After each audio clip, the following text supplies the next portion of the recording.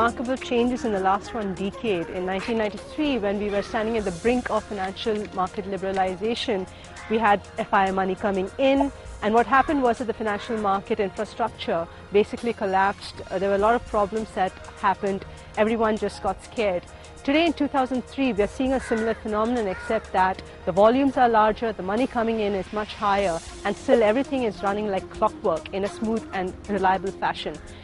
One of the core pieces of that puzzle happens at the NSCCL, that's the National Securities Clearing Corporation, and it's the story of Snow White and the Seven Dwarfs. Let me tell you that story. But before I tell you the story, you're going to have to do some homework. For example, what is a derivative? Derivatives are actually very powerful instruments which derive from some underlying. It could be an equity, it could be a bond, it could be an interest rate, it can be foreign currency, which allows users who have investments in these underlying instruments to use a derivative instrument either to increase the quantity of risk that they want to absorb or to pass on that risk to others who are more capable of absorbing that risk.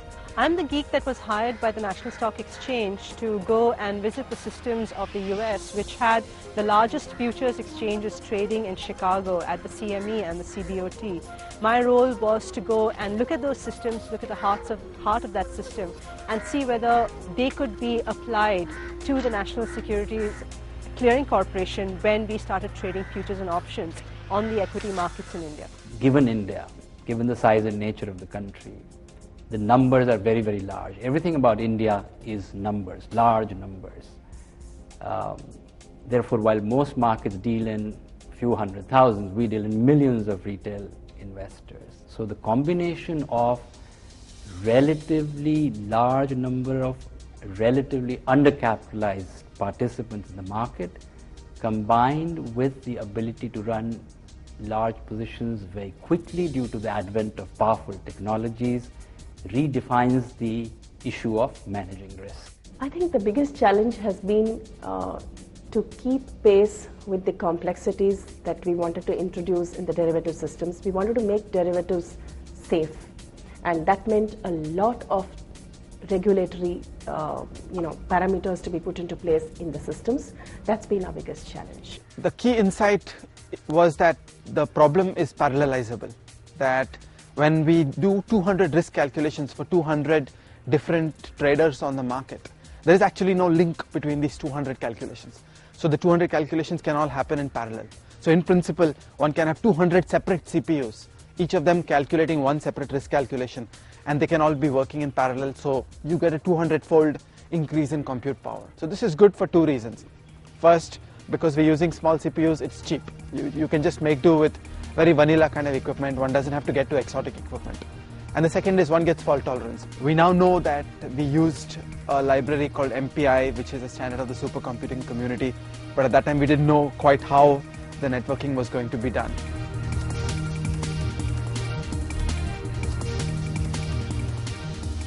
The way it was worked out is that there would be a common trade speed received at a single mother machine, which would farm out the computations to a host of child machines, and the solution would be scalable in that you add more child machines, you could handle more computations. For master Snow White, which we have lovingly named as Snow White, our master machine, the server. Snow White is a Xeon series. It's a P4 1 GHz. It's a dual CPU. It has 1 GB RAM and maintains all the data of all the members in memory, and it does the scheduling and all for the children. The children machines are all P3 800s and they're dual CPUs, but they have 128 MB RAM, so they're stateless machines. They're just normal slaves. They're dwarfs. Snow White gets the trades from the trading system, and with each trade, it updates the portfolio of two clients or two investors. For each trade, there are always buy side and a sell side. So Snow White captures the trade from the trading system and immediately updates the portfolio of two investors for buy and sell, and it fires off computations, two computations among the two children or dwarfs. These dwarfs do the work and get back to Snow White, as Snow White updates the final risk value of each investor. And if at the point when it updates the value of the risk, it checks whether this risk amount has exceeded the collateral placed by the trade clearing member. When we started, 50 trades per second was a challenge, in the sense we had to do multiple set of benchmarking to, I mean, we although we said 50 trades per second, but 50 trades was probably the limit which the hardware could do. Whereas today, with the Xeon architecture, we are confident and have benchmarked for 500 trades per second. It is a unique system in that it uses good financial economics in computing risk, and it is uncompromisingly real time, and it is directly wired into the decision loop, that of disconnecting a member who violates rules. Okay, I think these three attributes are what makes it relatively unique. Similar systems have been done elsewhere in the world, but they tend to be end of day. They just do one computation at the end of the day. They don't compute in real time.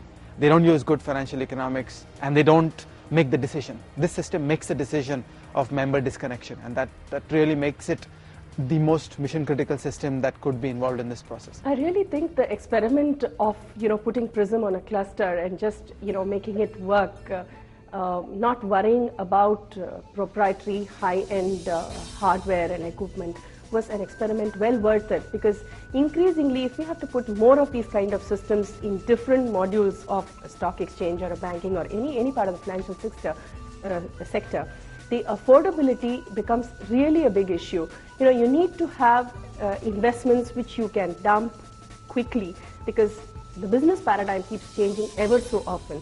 And if you make huge investments, it really becomes very difficult to change to a different paradigm soon thereafter.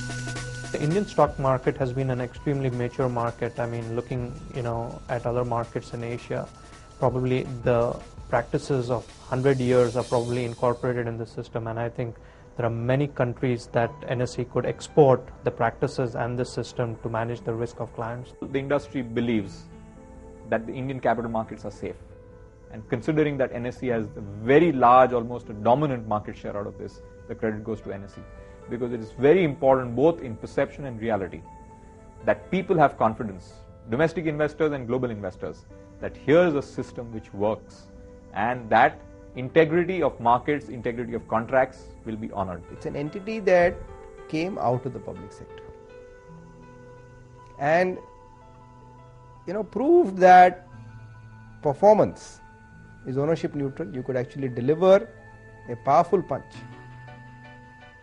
in a way that, and I'm not going to argue to you that BSE is not a great force as well. It has now transformed itself into a modern, automated, high quality product. But clearly it took an NSE to say it can be done in India, and it can be done with scale. See, the Indian challenge is not interesting experiments. It's stuff that goes national, which they were able to do.